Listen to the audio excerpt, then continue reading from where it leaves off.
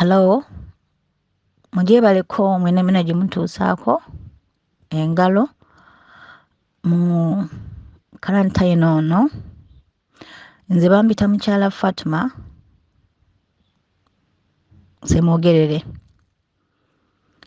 Mbadde nsaba mmenyeewo ekintu kino ekigenda mu maaso eri omukyala gwe bayita Namuddu Lilian. Waye Lydia oba ye Lilian, I don't know. Nnyabo omukyala Lilian Namuddu njagala ogambe ensi ekituufu. Bannamawulire bagambe ekituufu. Ekisookera ddala Namuddu, nnyabo sikumanyi. Tobeeranko mukwano gwange, sikumiitingangako, simanyi gy'obeera, sikutumangako genda obege maka gange. Nze nga bwe bagambye nti omuntu akupushinga to the limit, you've gone so far, oyiseewo ewaaliyise nnyabo. Singa obadde ojjukira nnyabo, bwe okwata essimu n'oginkubira ku Monday, it was a Monday, n'okuba essimu eyo n'oyogera ebigambo ebiva e London paka Kampala bye sigenda kwogera nga byekwasiganya ne ku maka gange. Nnyabo ne nkubuuza nti gwe bakuyita ani? N'oddamu n'oŋŋamba nze bampita Namuddu. Ne nkugamba nga sikumanyi. N'oŋŋamba nze Namuddu mukwano gwa anti Lususu. Ye Lususu, ne nkubuuza nti Lususu yaani? N'oŋŋamba nti omumanyi? Ono Lususu yeekuba ne simanya yeekuba ne Shuwaddiiru. Ne nkubuuza nti Shuwaddiiru ate beekuba batya? Anti tebeeyagala, tebakwatagana. Kitegeera? Gwe kennyini n'oŋŋamba nti ebiri mu ggwanga obiwulira? Ne nkugamba ebiki? That was a Monday. Ne nkugamba nsibiwulira. Biki byogezaako okuŋŋamba nnyabo? N'oŋŋamba nti Faati, nze ndi mukwano gwo.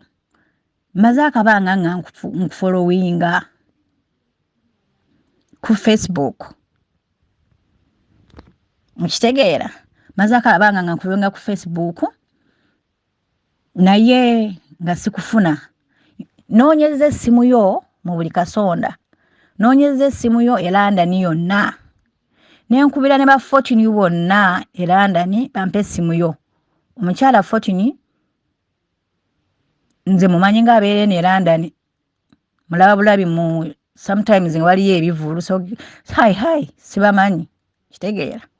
N'oŋŋamba nti omuntu oyampadde essimu eno nagiguze ssente. Ne nkubuuza nti nnyaba essimu yange wagiggyeewa? N'oŋŋamba nti essimu yo nagiguze ssente.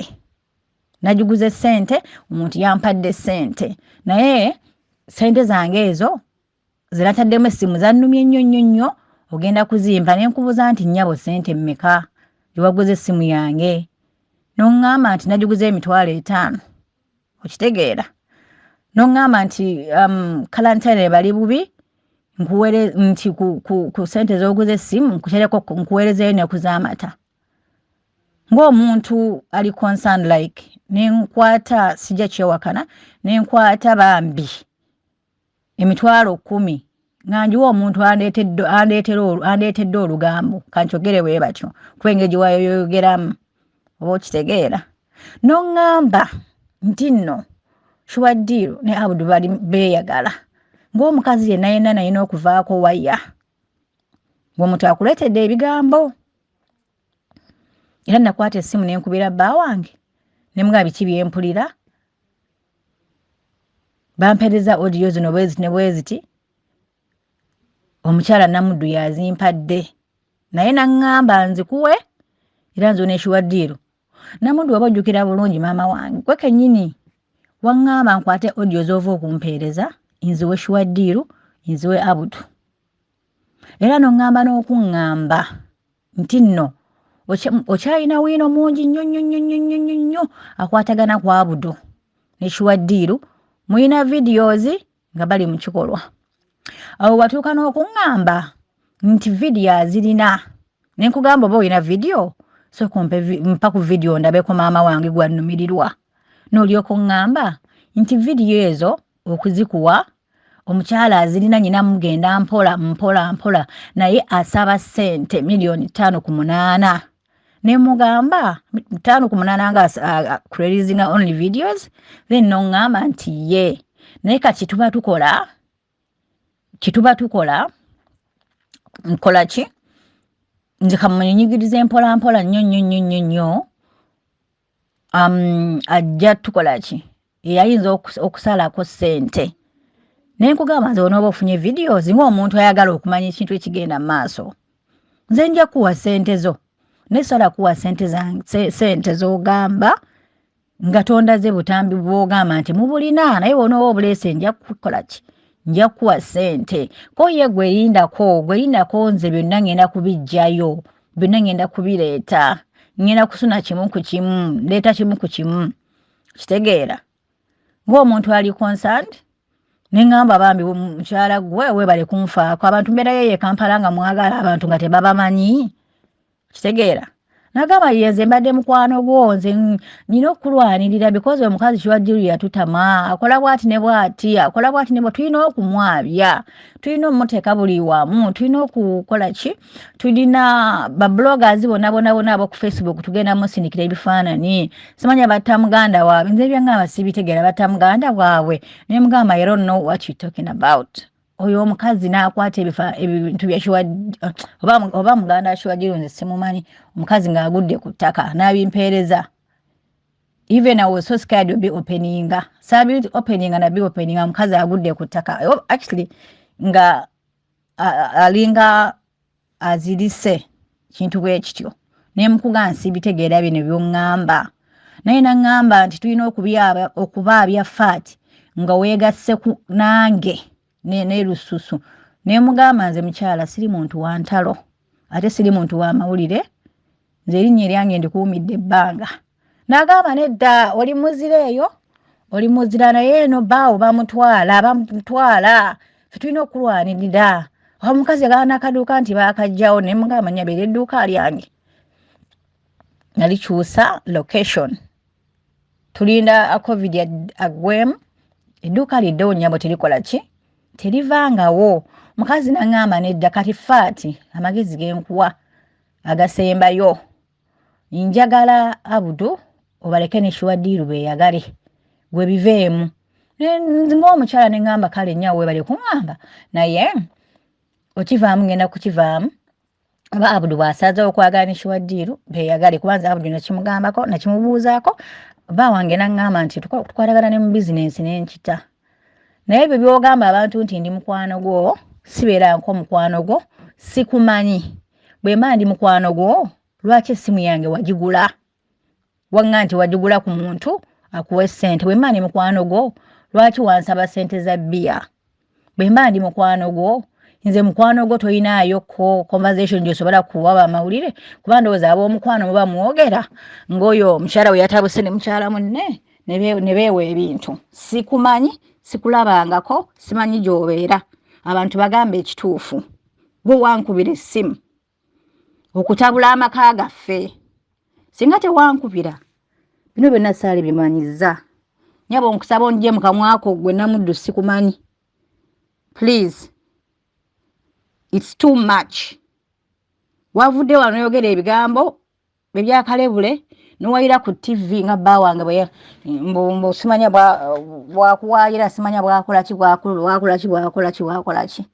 okitegeera ng'ate ebintu gwe wabiŋŋamba amaloboozi ago gwe wagansindikira sigenda nko ku internet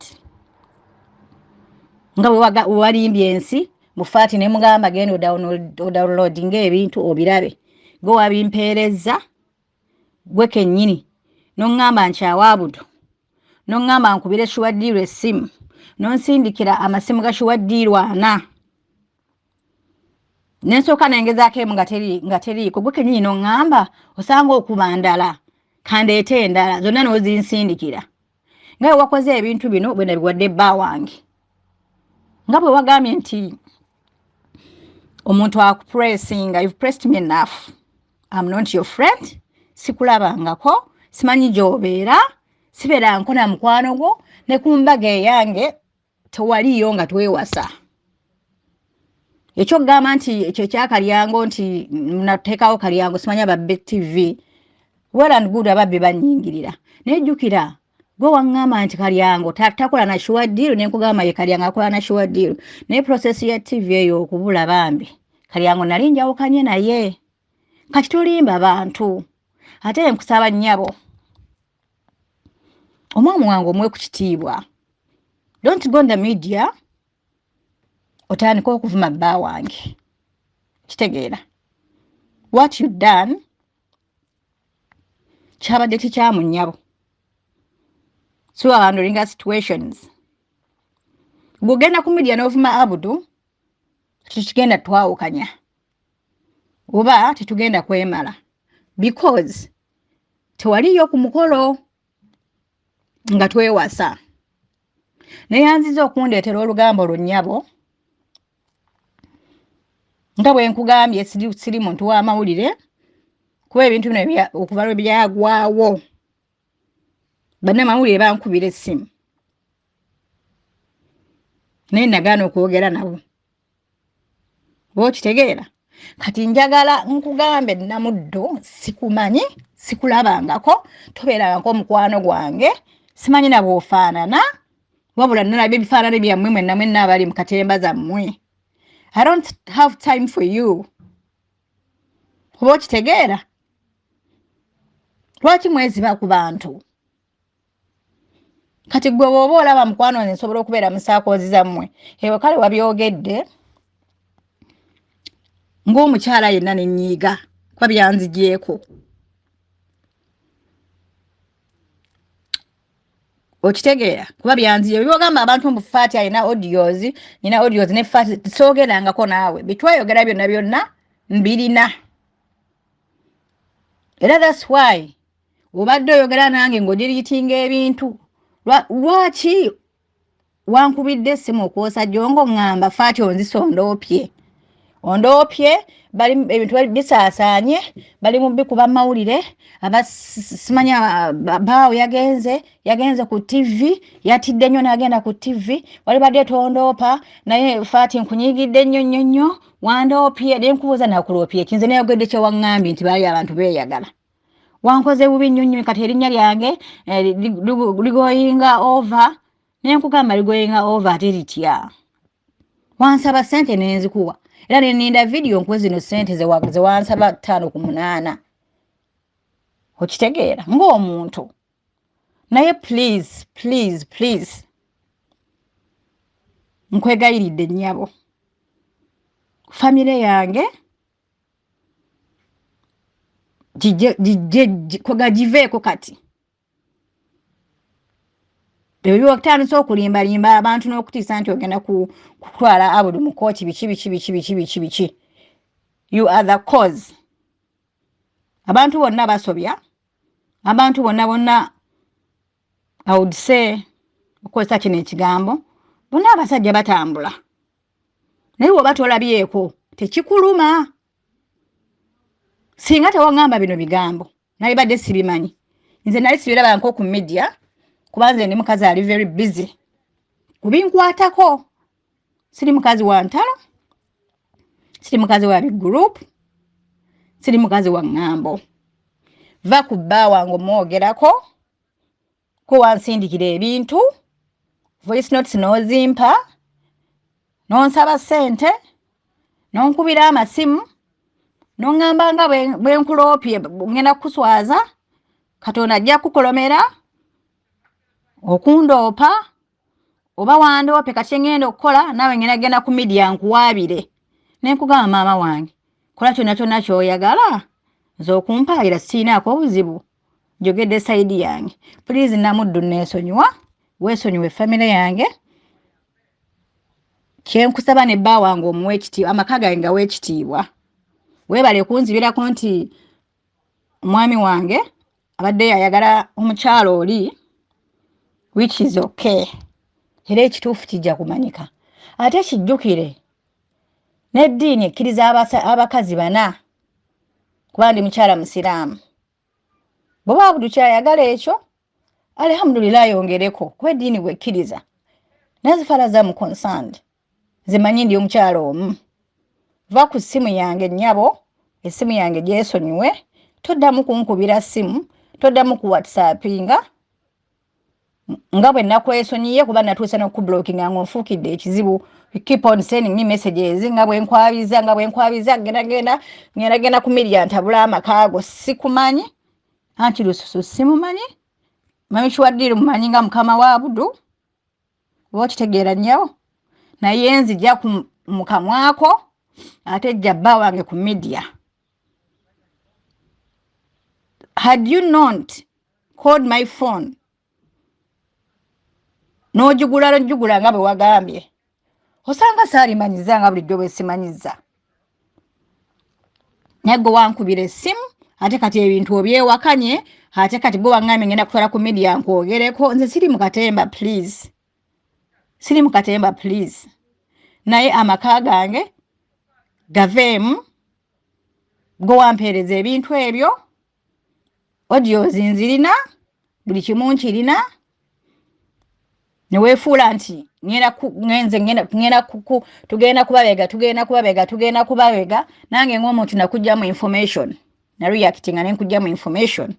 Nze ne bba wange twayogera, twategeera ekiri mu makkati, era nze n'Abdul tuli fine, tuli okay. Teri muntu agenda twawukanya okuggyako entaana.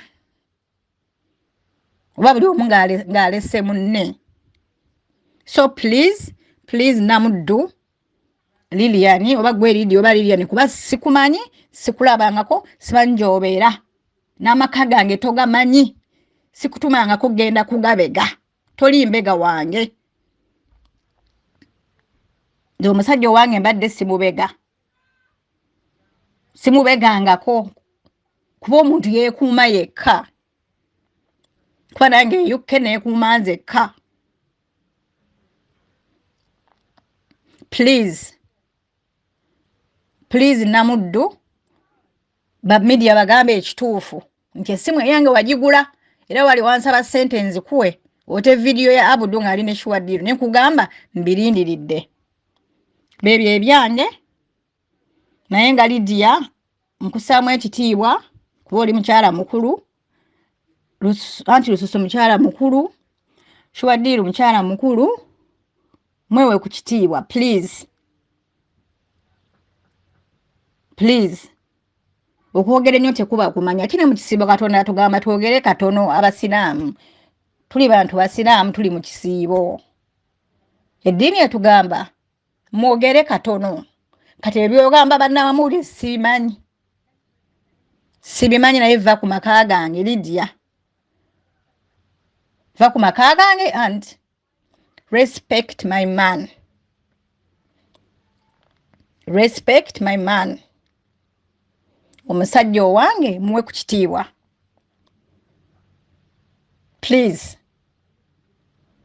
Singa wagambe tomumanyi mu Abdul simumanyi, lwaki wandeetedde olugambo oba tomumanyi? Gwoleeta olugambo omuntu gw'otamanyi? Respecting amaka gange gaveemu. Tekera ogenda ku media, anti mu abantu be Uganda mwagala nnyo fame. Mwagala nnyo fame. Nsembayo nga nkugamba, weebale kundeetera lugambo, weebale kunkubigula ssimu yange kuba ngamba wagigula. Ng'oleeta amawulire go, wakuba eranda niyo n'essimu neekubula paka we wagigula. Nkitegeera. Weebale nnyo kutabula maka gange makkati awo kuba gwe waŋŋamba ebigambo gwe wagatabudde. Singa tewaŋŋamba saalimanyiza ebigenda mu maaso. Nze waalindesse nembyefayiningira out. Va ku bba wange, va maka gange, va ogenda ku TV okulimba abantu, va okuneesibako nti omanyi because I don't know you and I'd love not to know you. kuba sikumanyi va mu inbox yange okuneegayira nti nakwabiza kati nga wagambye nti omuntu apuresinga ekintu I've come out enough is enough mujja amaka gange ku media weesootinge ne banno ne bakyala banno mweesootinge byebyo ebyange munansonyiwa